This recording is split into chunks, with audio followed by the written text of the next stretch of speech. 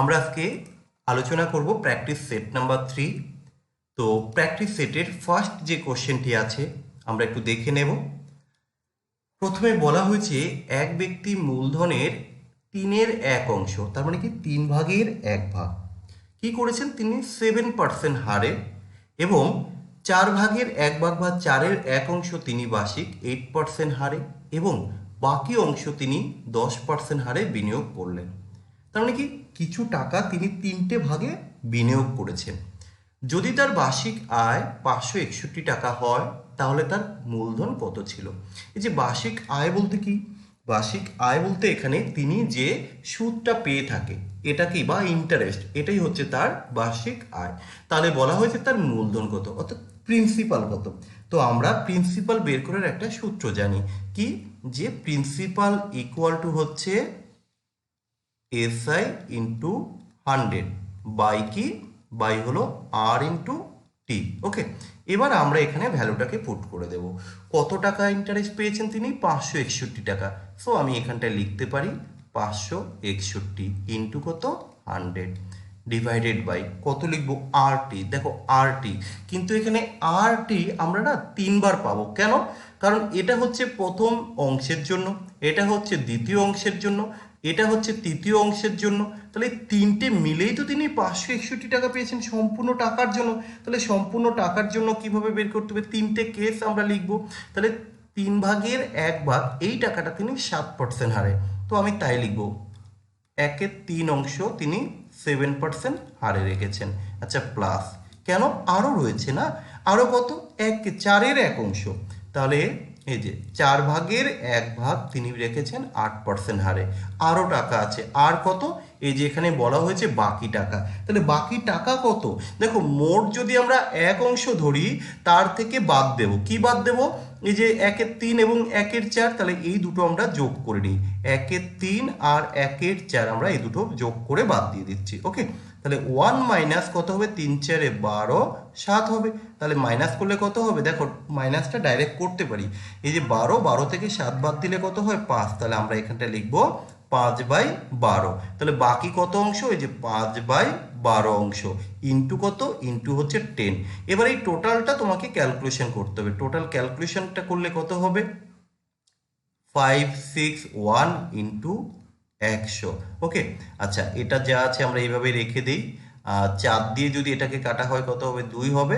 আচ্ছা 12, তাই তো, 2 দিয়ে কাটলে 6, 2 দিয়ে কাটলে 5 হবে। আর কি কিছু কাটা যায় না? আর যাচ্ছে না আপাতত। তাহলে আমরা এবার এখানটায় করে দিচ্ছি। দেখো কত হয়, নিচে 7 বাই হচ্ছে 3 প্লাস কত, প্লাস হচ্ছে 2 প্লাস কত 25 বাই হচ্ছে 6। এবার তুমি এলসিএম করে নাও। ক্যালকুলেশনটা আশা করি তোমরা নিজেরা করতে পারবে। 561 ইন্টু 100, তাহলে এবার এখানে এলসিএম করলে কত হবে, 6 হবে, 6, তাই তো। এবার এখানে কত হবে, 3 6-এর মধ্যে 2 বার, 7 দুগুণি 14, 1 6-এর মধ্যে 6 বার, 6 দুগুণি 12, আর হচ্ছে 25। তাহলে কত হবে, 25 আর হচ্ছে 26, 51। তাহলে আমরা এখানটায় লিখতে পারি 56 1 100, এটা 51 তো। আচ্ছা আরেকটা লাইন করলাম না, আমরা একবারে উল্টে দিলাম সংখ্যাটাকে, 6 উপরে চলে যাবে, ডিভাইডেড কত, 51। এবার ক্যালকুলেশন তুমি করো, এটা দিয়ে কাটলে কত হবে, 51 1 1 11, তাহলে 6 11 66, তাহলে 6600 হবে। সো আমার এখান থেকে অপশন নাম্বার এ হয়ে যাচ্ছে সঠিক উত্তর। ওকে, আচ্ছা পরের কোশ্চেন। একটা ট্রেন বর্ধমান থেকে হাওড়া 6 ঘন্টায় যায় এবং অপর একটি ট্রেন হাওড়া থেকে বর্ধমান 4 ঘন্টায় যায়। দুটি ট্রেন সকাল 7টায় দুটি স্টেশন থেকে পরস্পরের অভিমুখে যাত্রা শুরু করে, তাহলে কখন তারা মিলিত হবে? আচ্ছা দেখো খুব সুন্দর একটা কোশ্চেন। আমরা কিভাবে করব, চলো আগে একটু ড্র করে নিই। ধরো এটা হচ্ছে দুটো স্টেশন। আচ্ছা দুটো স্টেশনের এবার কি বলা হয়েছে, একটা ট্রেন বর্ধমান থেকে সকাল 6 ঘন্টায় বর্ধমান থেকে হাওড়া যায় 6 ঘন্টায়। ওকে, আর অপর ট্রেন আমি ধরে নিলাম এখান থেকে যাচ্ছে, ঠিক আছে, এই ট্রেনটা 6 ঘন্টায় যাবে। একটু ভালো করে বোঝার চেষ্টা করবে। আচ্ছা আর কি বলা হয়েছে, বর্ধমান থেকে ওই ট্রেনটি আরেকটি ট্রেন 4 ঘন্টায়। চলো আমরা এখানটায় এটাকে বললাম 4 ঘন্টায়। এবার কি বলেছে, দুটি ট্রেন সকাল 7টায় দুটি স্টেশন থেকে ছাড়লো, তার মানে এখান থেকে ছাড়লো কখন, 7টায়, 7 AM, এখান থেকে এটা ছাড়লো 7 AM। এবার কি বলা হয়েছে যে তাহলে পরস্পরের অভিমুখে যদি যাত্রা করে কখন তারা মিলিত হবে। ওকে, কি করে বের করছি? সবার প্রথমে আমরা এখানে যেটা করব, টাইমটা, যে টাইমটা দেওয়া আছে টাইমের রেশিওটা একটু বের করে নিই। টাইমের রেশিও কত? এটা হচ্ছে 6 ঘন্টা, এটা হচ্ছে 4 ঘন্টা, তাহলে আমরা এখানে বলতে পারি 6:4। তাহলে এটা কত হবে? টাইমের রেশিওটা হবে 3:2। এটা হচ্ছে টাইমের রেশিও। আচ্ছা, টাইমের সাথে আমরা জানি স্পিডের একটা সম্পর্ক রয়েছে। যার সময় যত বেশি লাগে তাহলে তার স্পিডটা নিচ্ছে কম, তাহলে আমরা এখানে স্পিডের রেশিওটা এখানে বের করছি। ওকে, স্পিড তার গতিবেগ কি হবে? এটা রিভার্স হয়ে যাবে টাইমের, তাহলে কত হবে? 2:3 আমরা পেয়ে গেলাম। এবার এখানে যেটা দেখতে হবে, ডিস্টেন্সটা কত, দূরত্বটা কত, আমরা দূরত্বটা বের করব। ডিস্টেন্স ফার্স্ট কেস, ঠিক আছে, দূরত্বটা কত? ডিস্টেন্স কিভাবে বের করতে হয়? Speed into time. তাহলে দেখো এখানে গতি কত, প্রথম ট্রেনের আমরা যদি প্রথম কেসটা ধরি 2, আর কত ঘন্টায় গেছে? 6 ঘন্টা, তাহলে তার ডিস্টেন্সটা কত হবে? 12। আমি এখানটায় লিখে দিলাম 2x6 = 12। আমরা ডিস্টেন্স পেয়ে গেলাম। কিন্তু এখানে তো চাওয়া হয়েছে টাইম, তাই না? তাহলে আমরা টাইম বের করব। টাইম, টাইম ইকুয়াল টু কি? ডিস্টেন্স বাই হচ্ছে স্পিড। তা টাইম কত? আচ্ছা, ডিস্টেন্স কত? তোমার ডিস্টেন্স হচ্ছে এখানে 12, আর টাইম কত? এবার দেখো টাইমটা মোট সময়, তাই না? মোট সময় কত লেগেছে আমরা কোথা থেকে পাবো? যে মোট সময় কত? 3 আর 2 হচ্ছে 5, তাহলে 5 মিনিট আমরা 5 দিয়ে ডিভাইডেড করব। তাহলে 5 দিয়ে 12কে ভাগ করলে কত হবে? 5 দুগুণি 10, 2 ঘন্টা, তাই তো? 5 দুগুণি 10, 2 ঘন্টা, আর এটা হচ্ছে তাহলে একবারে মিনিটে কনভার্ট করে দিলাম 24 মিনিট, 2 ঘন্টা 24 মিনিট। ওকে, তাহলে তারা যাত্রাটা শুরু করেছিল কখন? দুটি ট্রেন সকাল 7টায়, তাহলে 7টায় যাত্রা শুরু করে আরও 2 ঘন্টা 24 মিনিট পর তাদের সাক্ষাৎ হবে। তাহলে টোটাল কত হলো? 9 ঘন্টা, তাই তো? 9 ঘন্টা, আর এটা হচ্ছে 24, তার মানে কি 9টা। 9 ঘন্টা মিনস এবার আমরা 9টা বলতে পারি, এটা সকাল টাইম আছে, তাই তো? তাহলে এখানে AM হবে, এটা খেয়াল রাখবে। তাহলে AM কোথায় আছে? দেখো অপশন নাম্বার সিতে আছে, সো অপশন নাম্বার সি হয়ে যাবে সঠিক উত্তর। আচ্ছা, প্রত্যেকে বুঝতে পারছো কিনা একটু রেসপন্স করে জানাবে। পরের কোশ্চেন বলা হয়েছে অজয় বিজয়ের থেকে অনেক ছোট এবং তরুণের থেকে বয়সে বড়। যদি বিজয় এবং তরুণের বয়সের যোগফল হয় 48, তাহলে অজয়ের বয়স কত ছিল? খুব সুন্দর একটা কোশ্চেন।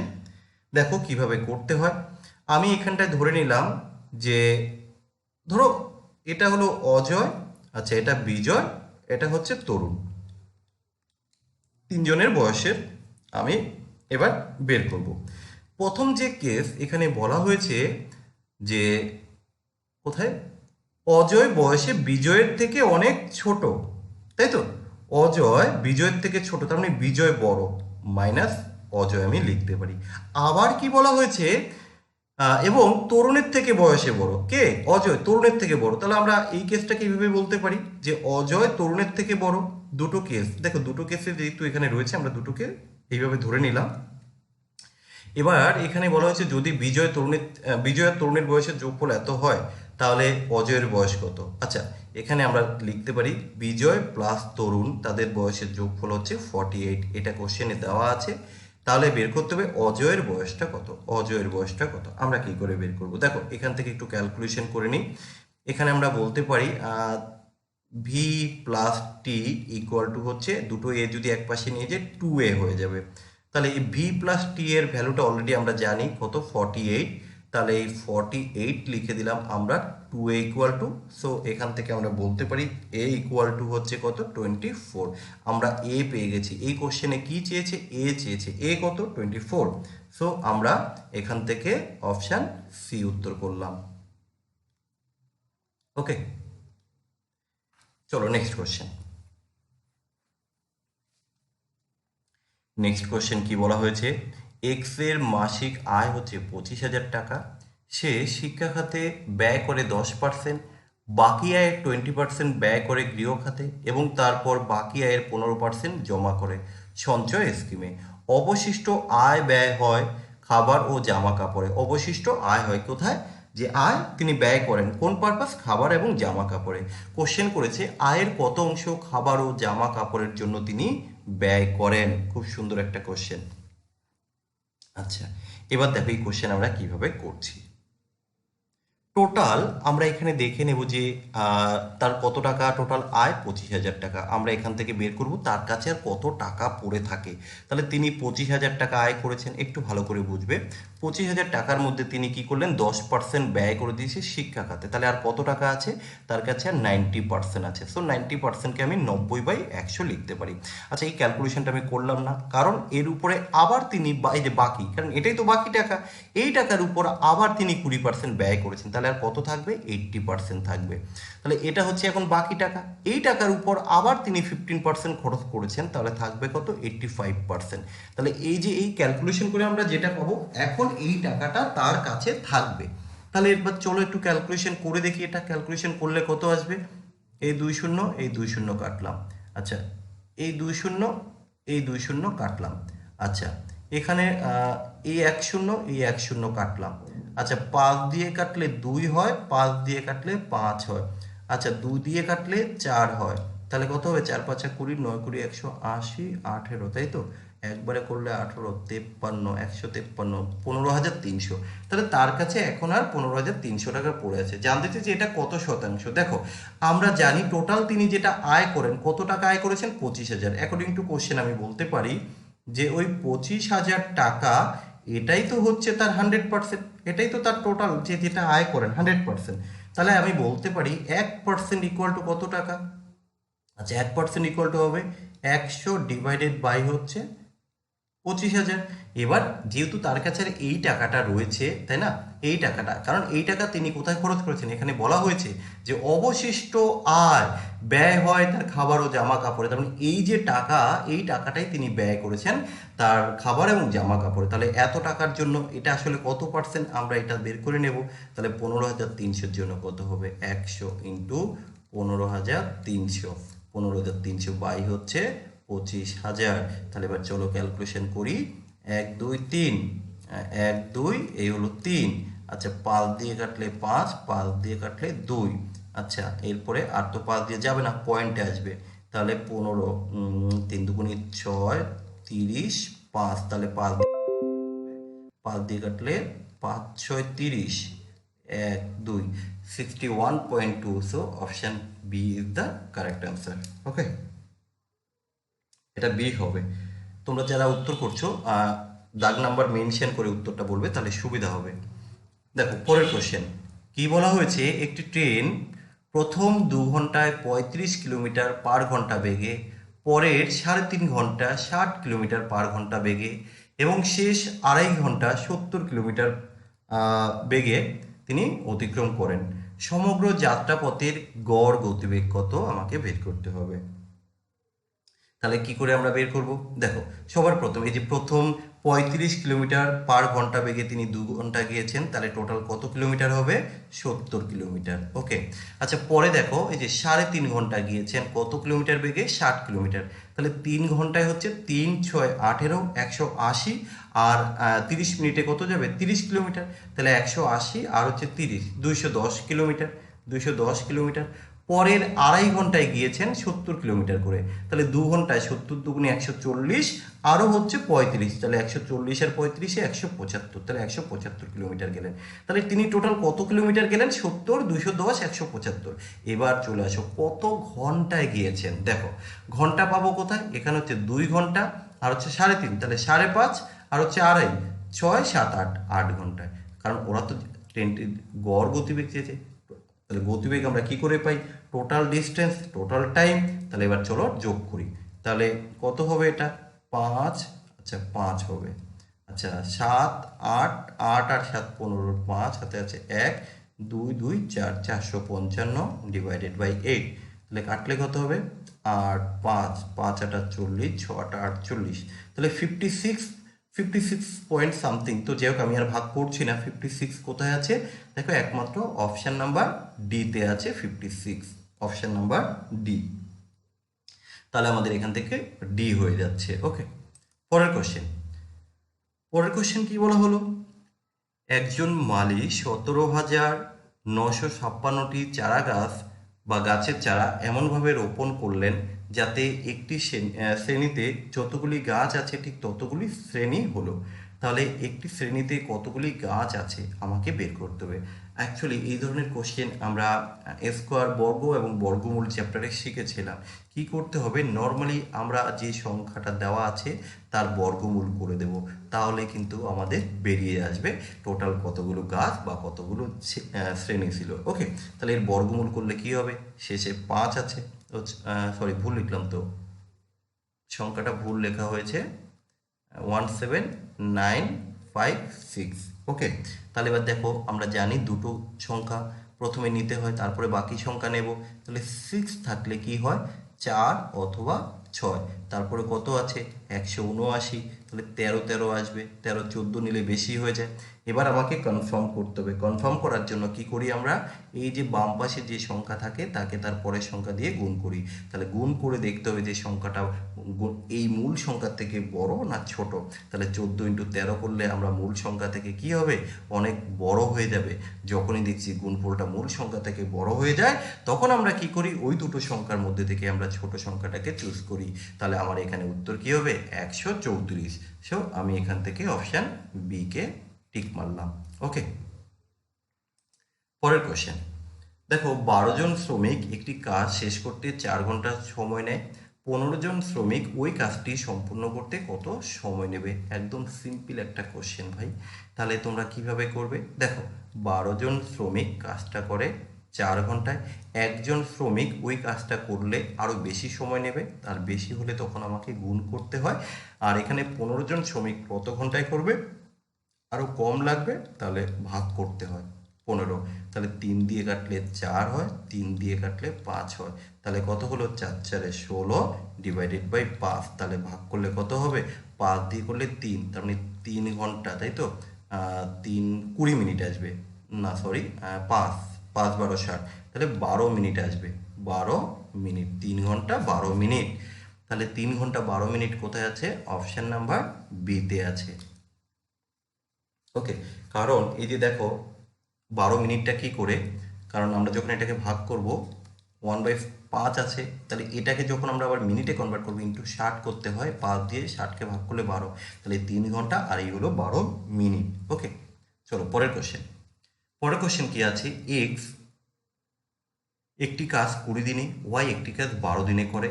ওয়াই ওই কাজটি একা 9 দিনে করলো, তাহলে বাকি কাজ এক্স কত দিনে করবে? দেখো আমরা কিভাবে করছি, এক্স কাজটা করে 20 দিনে, ওয়াই ওই কাজটা করে 12 দিনে। আচ্ছা, টোটাল কাজের পরিমাণ কত, আমরা এলসিএম করে পাবো কত, 60 ইউনিট। তাহলে এফিসিয়েন্সি কত, 3, এর কত 5। এবার এখানে একটা জিনিস লক্ষ্য করে বলেছে, ওয়াই ওই কাজটি একা 9 দিন করলো। আচ্ছা, ওয়াই 9 দিনে কত কাজ করবে, 5 নং 45।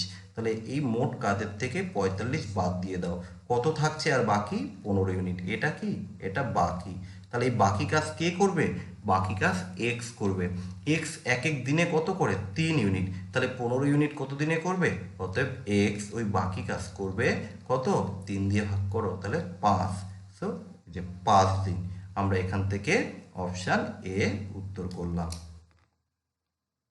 পরের কোশ্চেন দেখো কি বলা হয়েছে, একটি চৌবাচ্চার 5 ভাগের 4 ভাগ বা 5-এর 4 অংশ পূর্ণ হয় 1 মিনিটে, তাহলে বাকি অংশ পূর্ণ হতে আরও কত সময় লাগবে? তাহলে দেখো এই যে 5-এর 1 অংশ, তাই না, তাহলে আমরা কি এইভাবে বলতে পারি, ওই যে 4 ভাগ, দেখো 5 ভাগের 4 ভাগ, তাহলে আমরা বলতে পারি ওই 4 অংশ বা 4 ভাগ পূরণ হয় বা পূর্ণ হয় 1 মিনিটে। তাহলে বাকি অংশ, তো বাকি কত অংশ, দেখো 5 ভাগের 4 ভাগ যদি তোমার পূরণ করা হয়ে যায়, বাকি থাকে 5 ভাগের আর 1 ভাগ না, তাহলে ওই 1 ভাগটাই আমরা বের করব।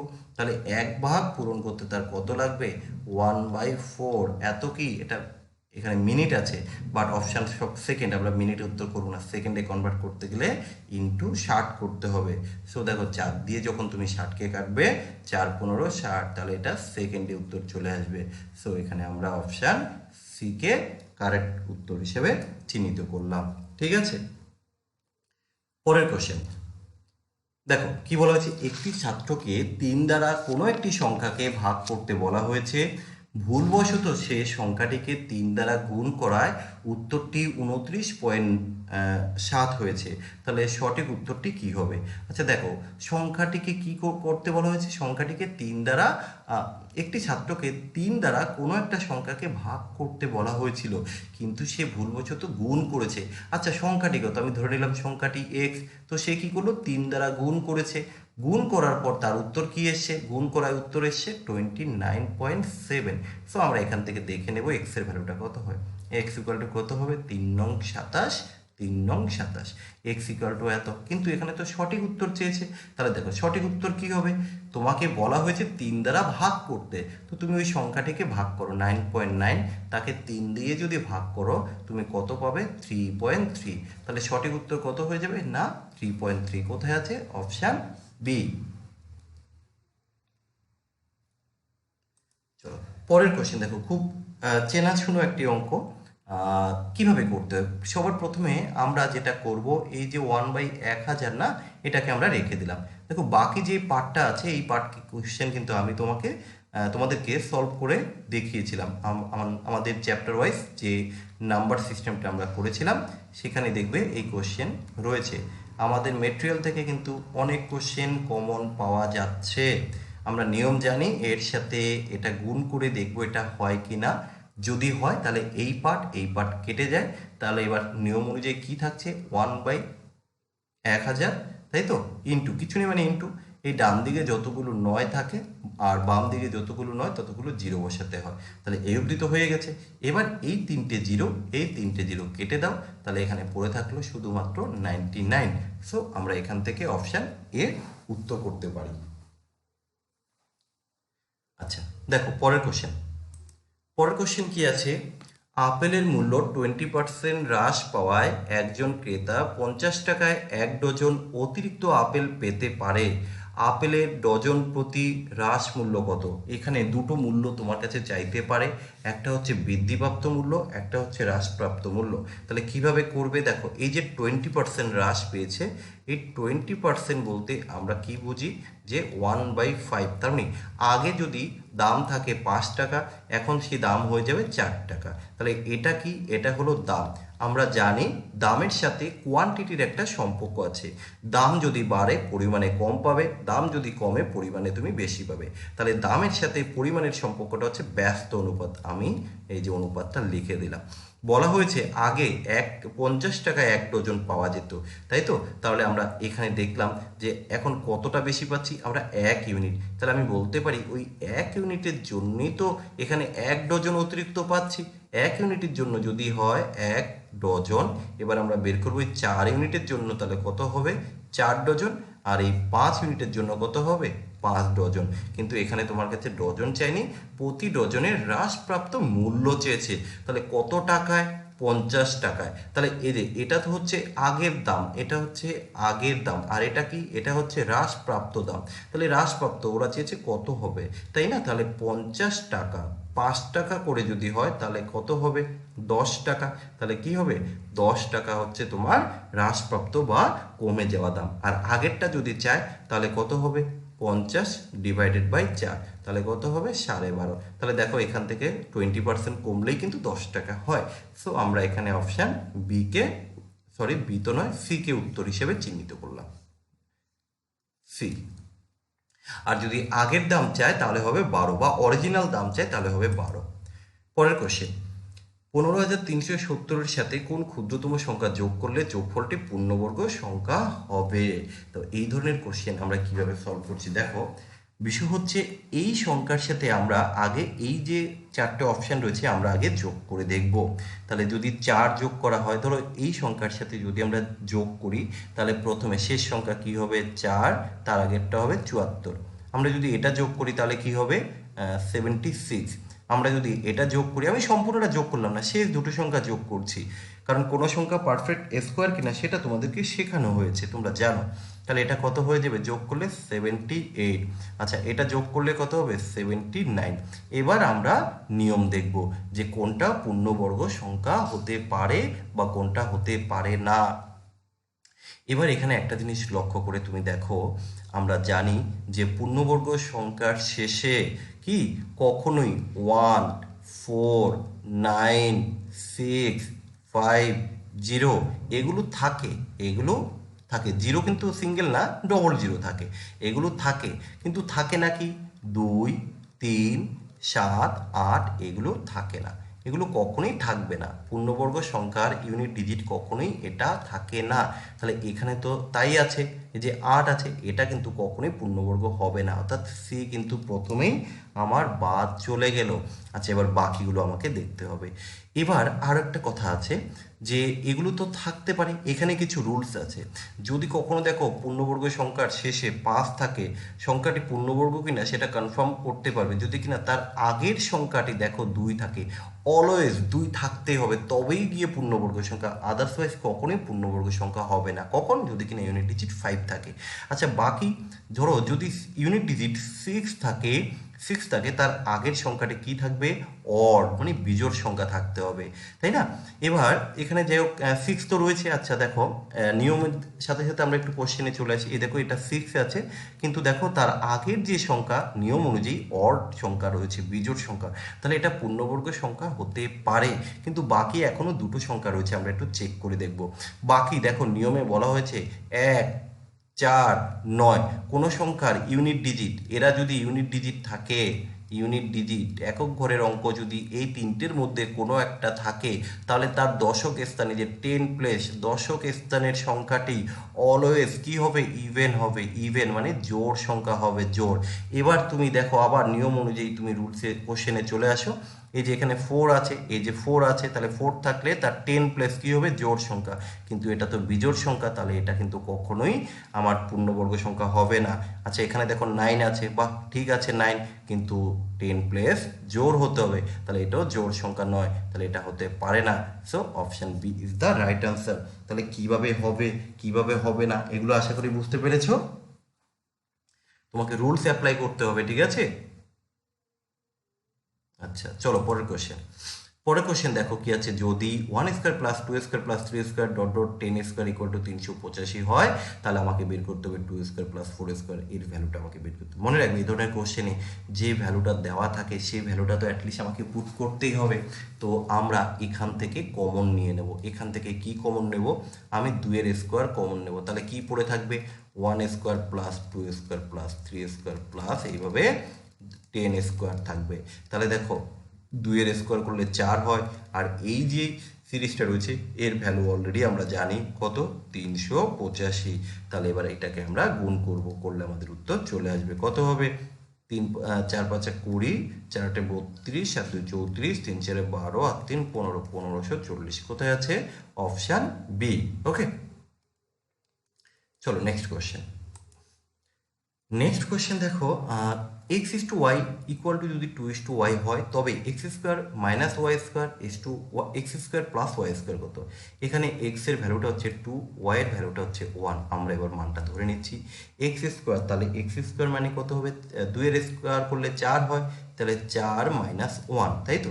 আচ্ছা এখানে দেখো কত, এক্স স্কোয়ার মানে হচ্ছে 4, এটা হচ্ছে 1, তাহলে কত হবে? 3, আর এটা কত হবে? 5। তাহলে 3:5 কোথায় আছে? অপশন নাম্বার এতেই আছে।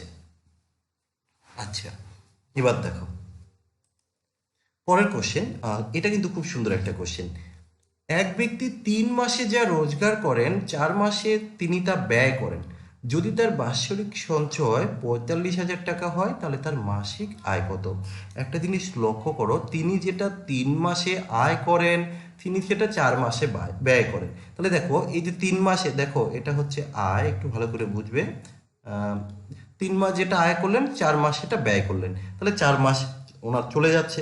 উনি আবার 3 মাস আয় করলেন, উনি আবার 4 মাস ব্যয় করলেন, আবার 3 মাস আয় করলেন, উনি 4 মাসের খরচ করলেন। দেখো ওনার কিন্তু 1 বছর হয়ে গেছে, এই যে 1 বছরের মোটামুটি খরচ শেষ। উনি 1 বছর চলেছেন কত মাসের ইনকাম দিয়ে? 9 মাসের ইনকাম দিয়ে কিন্তু তিনি 1 বছর চলতে পারে, আমরা দেখে নিয়েছি। তাহলে তার কাছে এখনো কত মাসের আয় পড়ে রয়েছে যেটা তিনি খরচ করেননি? এটা সঞ্চয়। তাহলে 9 মাস হয়ে গেছে, বাকি 3 মাসের টাকা। দেখো 3 মাসের, এই যে 3 মাসের টাকা তিনি সঞ্চয় করেন। আচ্ছা সঞ্চয় করেন। এবার তুমি একটা জিনিস লক্ষ্য করো, এখানে বলা হয়েছে যদি তার বাৎসরিক সঞ্চয় 45,000 টাকা হয়, তাহলে আমরা বলতে পারি না তার 3 মাসের সঞ্চয় হচ্ছে 45,000 টাকা, কারণ তিনি সঞ্চয়টাই তো করেন ওই 45,000 টাকা, যেটা 3 মাসের যেটা এক্সট্রা আয়, 3 মাসের যেটা সঞ্চয় সেটাই তো, তাই না? তাহলে সরি 3 মাসের যেটা আয় সেটাই কিন্তু তিনি সঞ্চয় করেন। তাহলে 3 মাসের যেটা তিনি আয় 3 মাসের যেটা আয় সেটাই হচ্ছে কত তিনি সঞ্চয় করেন, কত 45,000 টাকা। এবার ওরা চেয়েছে তাহলে 1 মাসের আয় কত। আরে ভাই তাহলে 1 মাসের আয় কত হবে 15,000 টাকা। 1 মাসের আয় কত 15,000 টাকা, কারণ 3 মাসের আয় সঞ্চয় করেন সেটাই তো হচ্ছে 45,000। তাহলে আমি বলতে পারি 1 মাসের আয় হচ্ছে 15,000। সো অপশান এ আমি এখান থেকে উত্তর করলাম। সবাই বুঝতে পারছো? আচ্ছা দেখো পরের কোশ্চেন, খুব সুন্দর একটা কোশ্চেন। একজন ছাত্রের পরীক্ষায় নম্বর 63-র পরিবর্তে ভুল করে 83 নথিভুক্ত হয়েছে, মানে সে পেয়েছে 63 কিন্তু ভুল করে তাকে 83 দেওয়া হয়েছে। তাহলে এখানে আমরা দেখলাম তাকে কিন্তু নাম্বার বেশি দেওয়া হয়েছে। কত বেশি দেওয়া হয়েছে? তাকে বেশি দেওয়া হয়েছে 20 নাম্বার বেশি দেওয়া হয়েছে। আমরা স্বীকার করলাম যে হ্যাঁ তাকে ভুল করে 20 নাম্বার বেশি দেওয়া হয়েছে। এবার এই 20 বেশি হওয়ার ফলে সমস্ত ছাত্রদের গড় হাফ করে বেড়ে গেছে। আর এটা তো বাড়বে কারণ তাকে 20 নাম্বার এক্সট্রা দেওয়া হয়েছে। তাহলে বলা হয়েছে সমস্ত ছাত্রের হাফ করে যদি বেড়ে যায় 20 নাম্বারের জন্য, তাহলে কতজন ছাত্র ছিল? দেখো এই যে 20 নাম্বার এটা তুমি প্রত্যেককে 5 করে দাও, তাহলে কতজন বালক বা ছাত্রর প্রয়োজন? 40 জনের প্রয়োজন হাফ করে দিলে। তাহলে এখান থেকে আমরা অপশান সি কে উত্তর করলাম। ওকে, পরের কোশ্চেন দেখো রেশিও পার্টনারশিপ থেকে। পার্টনারশিপটাও তোমরা সবাই করেছো। পার্টনারশিপে কি বলা হয়েছে? 3জন বন্ধু এই অনুপাতে টাকা দিয়েছে, তাই না? একটা অংশীদারি ব্যবসা শুরু করলো। 5 মাস পর এ তার মূলধনের এত অংশ তুলে নেয়। তাহলে মোট বার্ষিক যে এত টাকা লাভ হয় তার মধ্যে থেকে এ কত টাকা পেয়েছে এটাই আমাকে বের করতে হবে। তাহলে আমরা কি করে বের করব? প্রথমে যে রেশিওটা রয়েছে আমরা রেশিওটাকে নর্মালি লেখার চেষ্টা করব।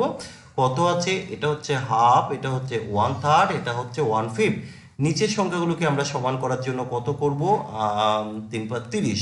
তাহলে এটার সাথে 15 গুণ করো, এটার সাথে 10 গুণ করো, এটার সাথে তুমি 6 গুণ করো, উপরও তাই গুণ করো 15, এটার সাথে 10, এটার সাথে 5। তাহলে কত অনুপাত তারা তাদের ক্যাপিটাল দিয়েছে আমরা ইজিলি পেয়ে যাচ্ছি, 15, 10 আর হচ্ছে 5, তাই তো? এবার তুমি চাইলে এটাকে একটু কাটতে পারো, না কাটলেও সমস্যা নেই। এবার দেখো বলা হয়েছে যে তারা যে ব্যবসাটা শুরু করেছে এখানে 5 মাস পর এ তার মূলধনের 3/1 তুলে নিচ্ছে 5 মাস পর। তাহলে 5 মাস কিন্তু এই টাকাটাই খেটেছে। তাহলে এই 15 ইউনিট টাকা খেটেছে 5 মাস। তারপরে কি করলো? তিনি তুলে নিয়েছে কত? ওই তার যে টাকা তার 1/3 অংশ, 1/3 মানে কত? 5 তুলে নিয়েছে। তাহলে মোট যদি হয় 15, তার থেকে 5 তুলে নিয়েছে, কত পড়ে থাকলো? 10। এই টাকাটা কতদিন খাটবে? ব্যবসাটা কতদিনের? 1 বছরের। প্রথমে 5 মাস খাটলো, বাকি টাকা কতদিন খাটবে? 7 মাস খাটবে। তাহলে এটা হচ্ছে আমার এ ভদ্রলোকের ক্যালকুলেশন। আচ্ছা এবার বি ভদ্রলোকেরটা আমি লিখি। বি ভদ্রলোক কোনো টাকা পয়সা জমা টমা দেয়নি, তাহলে তার যে টাকা সেই টাকাটাই খেটেছে 12 মাস। সি ভদ্রলোক যে আছেন তারও কোনো সমস্যা নেই, তার টাকাটাও কেটেছেন 12 মাস। এবার আমরা এখান থেকে রেশিওটা বের করবো। কত হবে? 5, 15, 75, 7, 10 70, তাহলে 145। এটা 10, 12, 120। এটা কত? 5, 5, 12, আচ্ছা এটা 5, সরি সরি এক্সট্রিমলি সরি, এটা তো 6, এটা 6। ওকে, এটা 6 হবে ভাই, এটা মিস্টেক করেছিলাম, এটা 6। তাহলে 6, 12, 72, 6, 12, 72। এবার আমরা কি করব? টোটাল দেখে নেব মোট কত অনুপাত হলো, মোট কত অনুপাত। 145, 120, 72, টোটাল কত? টোটাল হয়ে যাচ্ছে আমাদের 337। 337 অ্যাকর্ডিং টু কোশ্চেন আমি বলতে পারি 337-এর জন্যই কিন্তু টোটাল লাভ হয়েছে 6,740। তাহলে একের জন্য কত হবে? একের জন্য হবে 20। এ কত লাভ পেয়েছে? এ হচ্ছে 145। তাহলে 145-এর জন্য কত হবে? 145 দুগুণ হচ্ছে 290 আর একটা শূন্য, তার মানে 2900 টাকা। সো অপশান এ হবে এখানে আমাদের সঠিক উত্তর। পরের কোশ্চেন দেখো, খুবই সিম্পল একটা কোশ্চেন। কিভাবে করতে হয় আমরা জানি। যখন রুট ওভার প্লাস, তাই তো, root plus plus root over 20 plus root over 20 এইভাবে ইনফিনিট অবধি থাকে, আমরা এই সংখ্যাগুলোকে এমনভাবে ফ্যাক্টরাইজ করব যাতে কিনা তাদের মধ্যে ডিফারেন্সটা অলওয়েজ 1 থাকে। যখন সাইনটা প্লাস থাকবে উত্তর হবে বড় সংখ্যা, যখন সাইনটা মাইনাস থাকবে উত্তর হবে ছোট সংখ্যা। সো এখান থেকে আমরা অপশান ডি উত্তর করলাম। ওকে, পরের কোশ্চেন বলা হয়েছে 10 টাকা লিটার দরে 12 লিটার দুধে কত লিটার জল মিশ্রিত করলে 8 টাকা লিটার দরে তুমি বিক্রি করতে পারবে। তাহলে দেখো প্রথমে হচ্ছে 10 টাকা লিটার, তাই তো প্রথমে মিল্ক হচ্ছে 10 টাকা লিটার, সেখানে তুমি কি করবে জল মেশাবে। তো আমরা 10 টাকা লিটার, তাই তো দরে 12 লিটার দুধে আমরা কত লিটার জল মেশাবো। আচ্ছা জলের কিন্তু কোনো দাম হয় না, জলের কোনো দাম হয় না, তাহলে জলের ক্ষেত্রে কিন্তু পরিমাণ যদি আমরা ধরে করি কোয়ান্টিটি 100 ধরে করতে হয়। এবার আমরা এটাকে মিশিয়ে বিক্রি করতে চেয়েছি 8 টাকা। তাহলে আগে দেখে নেই কি অনুপাতে মেশাতে হচ্ছে। এটা কত হবে 8, এটা কত হবে 2। আমরা বলতে পারি 4 দিয়ে কাটলে 2 দিয়ে কাটলে 4, 2 দিয়ে কাটলে 1, 4:1। এবার চলে আসো অ্যাকর্ডিং টু কোশ্চেন বলা হয়েছে 8 টাকা লিটার দরে বিক্রি করা যাবে। এখানে কত লিটার দুধে 12 লিটার, তাহলে এই যে দুধ কত 4 ইউনিট, 4 ইউনিট ইকুয়াল টু কত 12 লিটার। তাহলে কত গুণ করেছো 3, তাহলে এই একের সাথে কত গুণ করবে 3, তাহলে আমরা পেলাম 3। সো এখানে 3 লিটার যদি আমরা অ্যাড করে দেই তাহলেই গল্প শেষ। ওকে, পরের কোশ্চেন, স্পিডের সাথে কি অনুপাতে জল মিশিয়ে ক্রয় মূল্যে বিক্রি করলে 20% লাভ হবে। খুবই সিম্পল কোশ্চেন। 20% মিনস হচ্ছে 1/5। আমরা বলতে পারি 5-এর সাথে 1, তাই না? তাহলে এখানে রেশিওটা দেখো 1:5 কোথায় আছে, 1:5 এই যে অপশান বিতে, আর কিন্তু কোথাও কিছু নেই। সো অপশান বি হবে সঠিক উত্তর। এটা জাস্ট কি করবে ফ্র্যাকশন করে নেবে, যাই থাক না কেন ফ্র্যাকশনে কনভার্ট করলে ইজিলি উত্তর চলে আসবে। পরের কোশ্চেন, একজন অসৎ ব্যবসায়ী ক্রয় মূল্যে পণ্য বিক্রি করার দাবি করে কিন্তু বেঠিক ওজনের বাটখারা ব্যবহার করে সে 1 কেজির জায়গায় 900 গ্রাম দেয়। তাহলে তার কত লাভ হচ্ছে। তাহলে কি করলো 1 কেজি অর্থাৎ 1000 গ্রাম, 1000 গ্রামের জায়গায় তিনি 900 গ্রাম দিয়েছেন। তাহলে আমি এভাবে বলতে পারি একটা করে শূন্য কেটে দাও, যে 100 গ্রামের জায়গায় তিনি 90 গ্রাম দিয়েছেন। তাহলে তিনি লাভ করেছেন কত গ্রাম লাভ করেছেন, তিনি 10 গ্রাম লাভ করেছেন। কত গ্রামের জন্য 90 গ্রামের জন্য 10 গ্রাম লাভ করেছেন। শতকরা তিনি কত লাভ করছেন, 0 কাটো, 9 দিয়ে 100কে ভাগ করলে 9 11 99, 11 পূর্ণ 1/9 কোথায় আছে, এই যে 11 পূর্ণ 1/9। পরের কোশ্চেন, একজন বিক্রেতা একটি পণ্য 20% লোকসান বা ক্ষতিতে বিক্রি করলো। যদি সে পণ্যটি 200 টাকা বেশি দামে বিক্রি করতো তার 5% লাভ হতো। তাহলে তার পণ্যটির ক্রয় মূল্য কত, আমরা কিভাবে করব। দেখো আমি ধরে নিলাম দাম যদি হয় তার 100 টাকা। এবার প্রথমে তিনি কি করলেন 20% ক্ষতিতে বিক্রি করছেন। 20% ক্ষতি মানে কত টাকা বিক্রি করবেন, 80 টাকায় বিক্রি করবেন। কিন্তু তিনি যদি 200 টাকা বেশি দামে বিক্রি করেন তিনি 5% লাভ করতে পারতেন। তার মানে 5% লাভ মানে 105 টাকায় তিনি বিক্রি করতেন। তাহলে দেখো এই যে ট্রানজাকশন এখানে কত ইউনিট হলো, তুমি এখানে দেখো ইউনিট হিসেবে দেখলে আমরা দেখলাম 25 ইউনিট। এই 25 ইউনিটের জন্য তো তুমি 200 টাকা লাভ করেছো, তাই না? বা 200 টাকা বেশি বিক্রি করাতে তোমার এই 25 ইউনিটটা লাভ হতো বা হয়েছে। তাহলে একের জন্য কত, একের জন্য 25, 8 25-এ 200। কিন্তু ওরা চেয়েছে ক্রয় মূল্য, তো ক্রয় মূল্য কত, ক্রয় মূল্য তো 100। তাহলে 100-এর জন্য কত হবে, 100-এর জন্য হবে 800।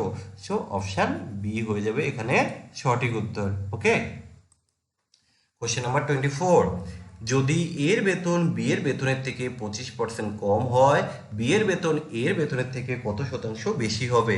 আমরা পার্সেন্টেজে একটা কনসেপ্ট তোমাদেরকে দিয়েছিলাম। তো দেখো কিভাবে করতে, 25% কম, তাই না? 25% বলতে আমরা বুঝি 1/4। তাহলে একজনের যদি এটা এ এটা বি, কার কম বেশি, যদি এর বেতন বি এর বেতনের থেকে কম হয় তাহলে বি যদি 4 হয় এ হবে 3, এটা কনফার্ম। এবার বলা হয়েছে বি এর বেতন এর বেতনের থেকে কত বেশি।